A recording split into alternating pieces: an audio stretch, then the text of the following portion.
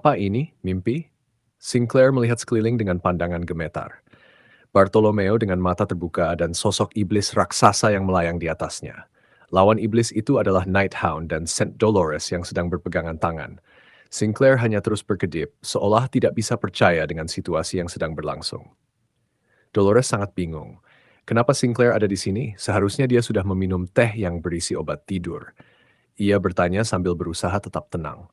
Sinclair, apakah kamu baik-baik saja? Sepertinya kamu sudah keracunan obat tidur. Sinclair menjawab dengan lemas bahwa dia baik-baik saja, hanya saja tubuhnya sudah terbiasa dengan berbagai jenis obat tidur karena meminumnya setiap hari. Sinclair memang biasanya memiliki jadwal yang sangat padat, mulai dari kerja paruh waktu, tugas sekolah, belajar mandiri, hingga kegiatan ekstrakurikuler. Yang tidak ia sadari adalah bahwa karena stres, ia mengonsumsi banyak jenis obat tidur, hingga tubuhnya mengembangkan toleransi yang sangat tinggi. Namun begitu, efek obat tidur tetap tidak bisa diabaikan. Mata Sinclair masih sedikit terbuka, seperti seseorang yang setengah tertidur. Ia berkata bahwa ia begitu mengantuk sampai tersandung dan jatuh ke dalam peti yang terbuka, dan peti itu tertutup sebelum ia sadar. Lalu ia bertanya, situasi apa ini, apa itu yang ada di atas sana, dan juga tentang Nighthound. Ia menatap bergantian ke arah Belial dan Fikir. Dolores menggertakkan gigi. Sinclair, aku akan menjelaskan semuanya nanti. Tapi untuk sekarang, kemarilah. Namun kalimat itu tidak sempat selesai. Belial tertawa dan mengangkat kepala raksasanya. Ia berkata bahwa tidak buruk juga menyingkirkan hubungan yang tidak berguna pada saat seperti ini. Semua sandiwara sudah berakhir. Tubuh Bartolomeo kembali terpelintir dan sihir mengerikan itu meledak. Mata Sinclair menyipit melihatnya.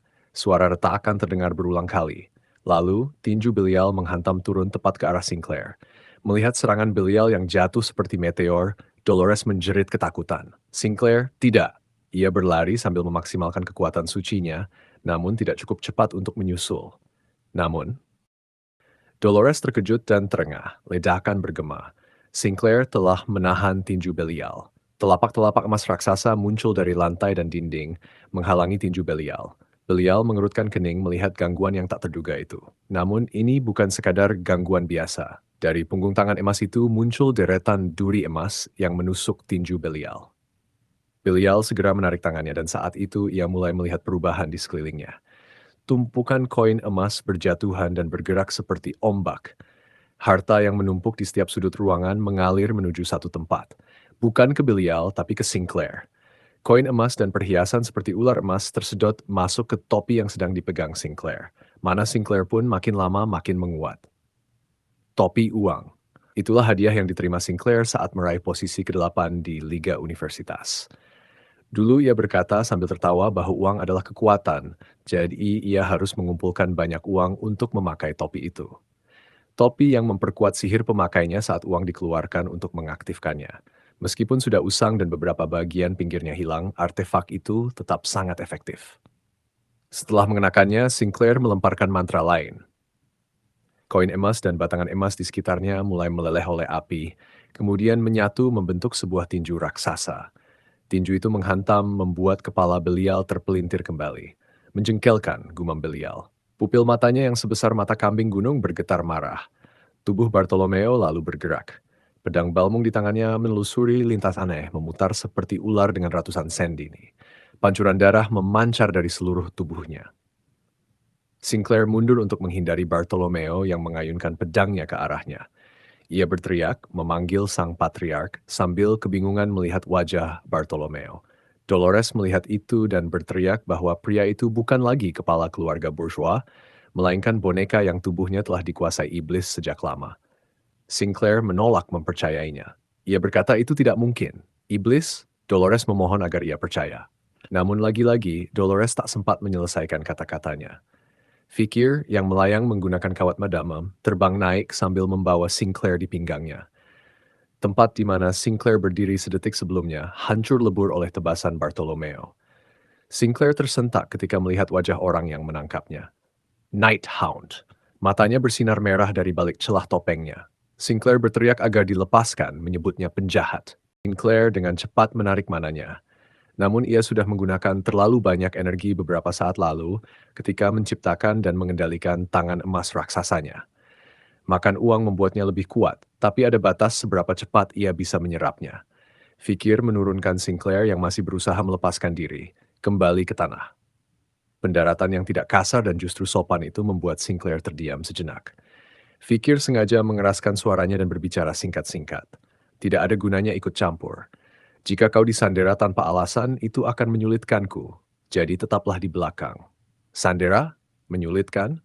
Sinclair tampak kebingungan. Ia cepat menenangkan napasnya. Cara tatapannya seketika menjadi tajam menunjukkan sikap seorang jenius sejati. Jika mereka menyanderaku, kenapa kau, Nighthound, yang akan repot? Apakah kau mengenalku? Fikir diam. Ini juga tidak berarti kau sedang berada di pihak yang benar. Jadi kenapa kau menyelamatkanku? Umpan untuk mengalihkan perhatian? Siapa yang membuat Tuan Bartolomeo seperti itu? Kau? Apa hubunganmu dengan Presiden Dolores? Rentetan pertanyaan Sinclair begitu cepat, tenang, dan tajam, meski ada sedikit getaran di akhir ucapannya. Seperti pedang di tangan anak kecil yang belum terbiasa menggunakannya. Dan Fikir yang berpengalaman tahu bagaimana memperlakukan pedang rapuh seperti itu. Iblis adalah kejahatan mutlak. Kau tidak sebodoh itu untuk tidak mengetahuinya, bukan? Sinclair merengut. Ia tidak percaya diperlakukan seperti anak kecil. Menurutnya, usia mereka tidak jauh berbeda. Menjadi lawan dari kejahatan mutlak tidak otomatis membuatmu baik, tapi setidaknya kau tahu kau berada di sisi mana saat saatnya tiba.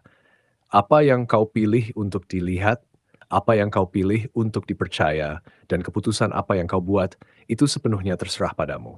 Ini tentang tidak ikut terjerat sejak awal. Tidak perlu membujuk, tidak perlu mencari kesan baik. Cukup berjalan di jalanmu sendiri. Setelah mengatakan itu, Fikir menoleh. Di depannya, Bartolomeo berlari dengan mata terbelalak sambil membawa pedang sihir Balmung. Fikir menebas tangan kanan Bartolomeo. Tebasannya bahkan menembus hingga tubuh belial di baliknya dan meninggalkan luka dalam. Belial mengerang kesakitan, tetapi hanya sesaat sebelum ia menyerap emas dan perak di sekelilingnya untuk memulihkan diri. Begitu banyak kekayaan, begitu banyak keserakahan. Selama uang ada dan selama manusia menginginkannya, nilai akan tetap abadi. Belial hidup dari uang, nilai, dan keserakahan, menikmati hidup dan kekuatan yang nyaris tak terbatas. Namun Fikir tidak menyerah. Aku datang, aku mendukungmu dari belakang. Fikir merendahkan pedangnya untuk bersiap, dan Dolores memberi perlindungan dari belakang. Kemudian cahaya menyilaukan meledak. 8 taring yang diliputi api putih menggigit seluruh dunia. Baskerville, bentuk ke-8. Keadaan sempurna. Serangan itu menyayat seluruh tubuh Belial dengan buas. Belial tertawa terbahak-bahak meski luka dan rasa sakit menyerangnya. Baginya itu tidak berarti apa-apa. Selama uang di penyimpanan tidak habis, ia bisa pulih tanpa batas. Suara gemerincing emas terdengar lagi. Belial menyedot jumlah uang yang sangat besar. Ia berteriak, merayakan kekuatan tubuhnya yang dianggap tak terbatas dan abadi. Namun, Belial tak bisa menahan diri dan berhenti tertawa. Sesuai dugaan, bahkan setelah menyerap begitu banyak kekayaan, kekuatan fisiknya belum pulih sepenuhnya. Hah? Apa ini? Ada apa? Belial menunduk melihat koin emas, uang kertas, perhiasan, dan ikatan uang yang tersedot masuk ke dalam tubuhnya. Mereka jelas menumpuk di dalam tubuhnya. Namun anehnya, laju pemulihan kesehatannya semakin lama semakin melambat. Volume dan berat kekayaannya tetap sama. Namun pemulihan yang dihasilkan semakin berkurang secara nyata dan pada akhirnya nyaris tidak memberikan efek apapun. Belial memandangi dengan tak percaya bekas luka dalam yang masih menandai seluruh tubuhnya. Dan di hadapannya, seseorang berkata bahwa waktunya sudah tiba. Fikir melangkah maju. Ia bertanya apakah Belial penasaran kenapa pemulihannya begitu lambat. Sambil berkata begitu, Fikir mengeluarkan selembar kertas dari sakunya dan melemparkannya ke arah Belial. Mata Belial terbuka lebar seolah robek. Isinya adalah berita kilat yang mendesak tentang mata uang misterius yang jatuh di kota kekaisaran, diduga uang palsu atau tanda hiperinflasi.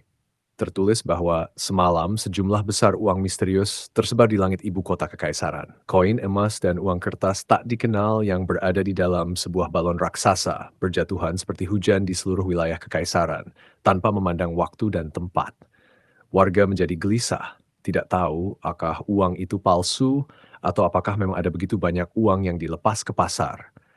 Sementara para ahli ekonomi khawatir akan hilangnya kepercayaan jangka pendek pada mata uang yang tidak dapat